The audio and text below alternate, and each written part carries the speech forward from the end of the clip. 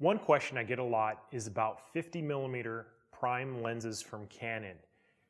There are 3 different models they currently have, and last time I checked, their prices were very significantly different. There is a 50mm 1.8. Last time I checked, this was just over $100. There is a 50mm 1.4, and last time I checked, it was about $350. And there is also a 50mm 1.2, which runs about $1,500.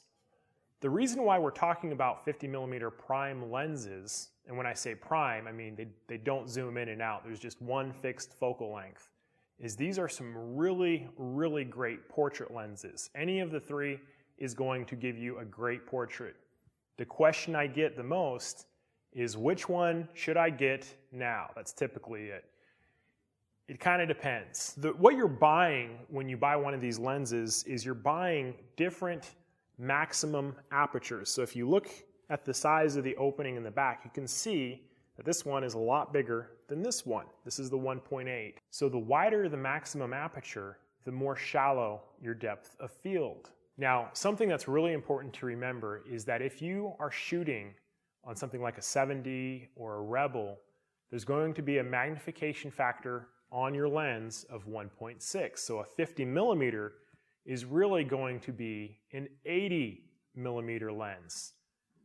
There are some good things about this, and there are some bad things about this. I think one of the good options about this is the fact that you can have 2 different focal lengths from the same lens. Okay, so if you're shooting on a 7D and a 5D Mark II, which is full frame, it's effectively an 80mm and a 50mm lens. So it does give you some options in terms of what kind of body you're using it on.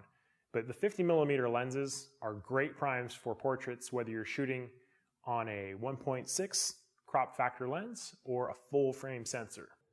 Now the question you should be asking yourself now is the cost difference really worth it? And I have recommendations for each one of these lenses.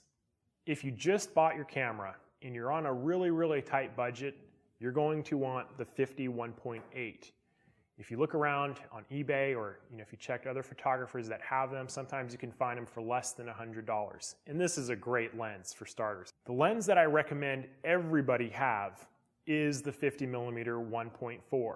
I know it's significantly more expensive than the 1.8, but the reason you want that lens is because it is much smaller than the 50 1.2.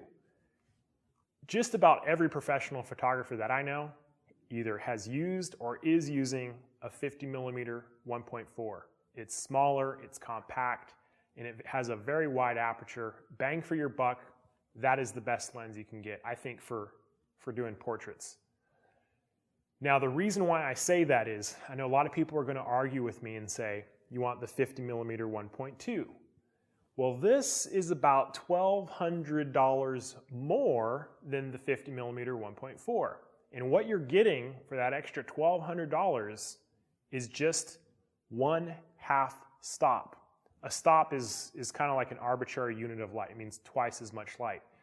So what I'm saying is, this is a great lens. Don't get me wrong. But for $1,200, there's probably a lot of other things that you could be buying in terms of, I don't know, software, maybe Photoshop, I don't know, maybe a website, maybe another camera body. There's lots of things that you can get for that extra money. The only people who should be using the 50mm 1.2 are full-time professionals who take portraits 2 or 3 times a week, and they make all of their money on portrait photography.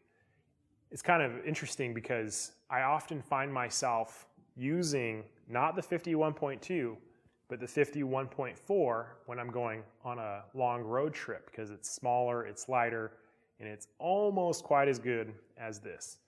So that is my recommendations on the 50mm primes. I'm Michael Andrew, and thank you for watching. If you found this video helpful, you may be interested in my new DVD, Advanced Photography Techniques, which contains over 3 hours of awesome tips and tricks that will help you take your game to the next level. It can be ordered from the following link.